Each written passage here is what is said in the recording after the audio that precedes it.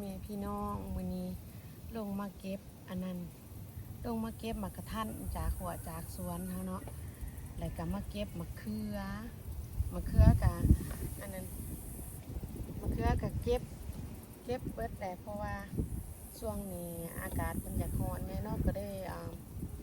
เก็บเบิดโตสุกโตมะเขือเหลืองนี่มะเขืออ่อนนี่อิหยังหั้นนะพี่น้องโตงามโตขี้ลายเพราะว่าอันน่ะยามนี้อากาศมันร้อนเนาะอยู่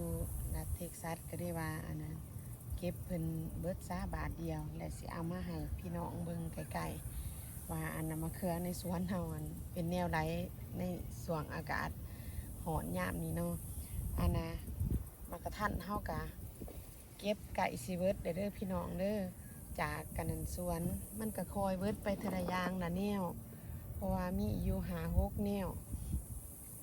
ยางละเป็นหน่อยเป็นหลายอีหยังหั่นนะแล้วก็พี่น้องอันนะคนไทยเพิ่นก็อยากให้ส่งไปให้ทางชิคาโกเฮาก็อยากส่งไปอยู่แต่ว่าบ่รับประกันว่ามันสิเน่าบ่หรือว่าแนวใดเพราะว่ายังบ่ทันได้เคยส่งมากระทันนะถ้าว่าต้องการก็ติดต่อมาอีกเด้อพี่น้องเด้อเพราะว่าอันมันสิเบิดแล้วก็ได้ว่าอยากให้กินหั่นนะเฮาก็สิไปส่งให้อันเฮาก็เอาเบอร์โทรใส่ให้แล้วอยู่บนที่ว่าคอมเมนต์มาเนาะได้สิให้พี่ให้น้องเขามาเบิ่งไกลๆมากระทันเฮาแล้วก็สิพาไปเลาะเบิ่งอันน่ะเบิ่งสวนนำเด็กๆน้อยๆมากระทันที่ว่าเก็บแล้วนี่มาเบิ่งไกลๆเนาะ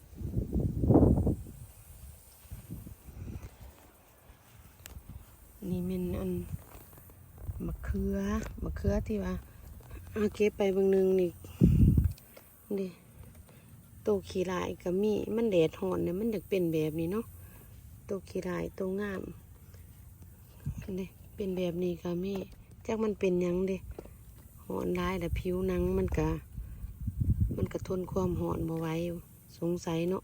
สิเอาไว้เฮ็ดแนวน้ำนี่มะกระทันใหญ่มะกระทันปลอมน้อยหลายอย่างปนกันหลายหมดหลายแบบตัวสมตัวหวานนี่เฮาเก็บมา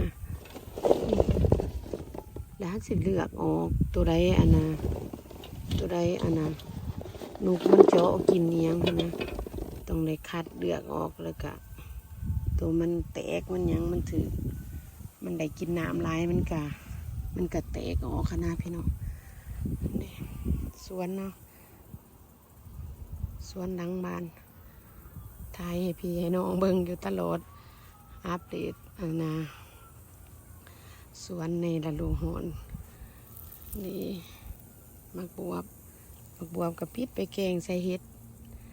กินเด้มันก็ยังบ่ร้ายปานใดสวนตอนนี้เก็บไปร้ายแล้วเก็บเกี่ยงเบิดแล้วมากอันมะเขือ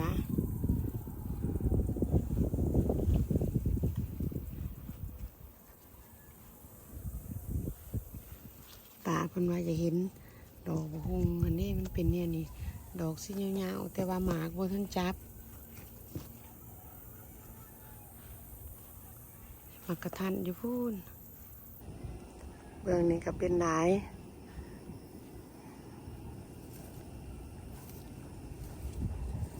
หันซุกแนวนี่แซ่บแนวแดงๆแบบนี้หันตัวเขียวหันตรงใดถาให้มันเป็นสีแบบนี้ก่อนจึงคอยกินแซ่บน้อยมากง่ายได้มากระทันสนิทนี่มะคุงต้นมะคุงใหญ่เติบได้นี่ป่าละว่าแนวนี้มันเอามาแต่ไทยที่ว่าไปถ่ายให้เบิ่งอันวิดีโอทิดก่อนเนาะเฮาก็เอาน้ำดาวมา8 ต้นแล้วสิลองมาปลูกเบิ่งว่าอันปีหน้าหั่นนะแล้วว่าปีหนึ่งแหละมันก็เป็นหมากแล้วว่าแล้วเฮาปลูกว่าสิเป็นแนวใดติดตามชมไปนำกันเด้อพี่น้อง เพราะว่าอันนั้น ความปลูกต้นนั้นต้นหนึ่งก็ยังบ่ทันเป็นเทื่อเป็นแต่ดอกบัดนี้มาถ่ายให้พี่ให้น้องเบิ่งเด็กน้อยเด้อขอบใจได้หลายๆที่เขามาเบิ่งมาหาบส้มแล้วเฮาสิไปเลือกมากระทันแล้วก็หายใส่ถุง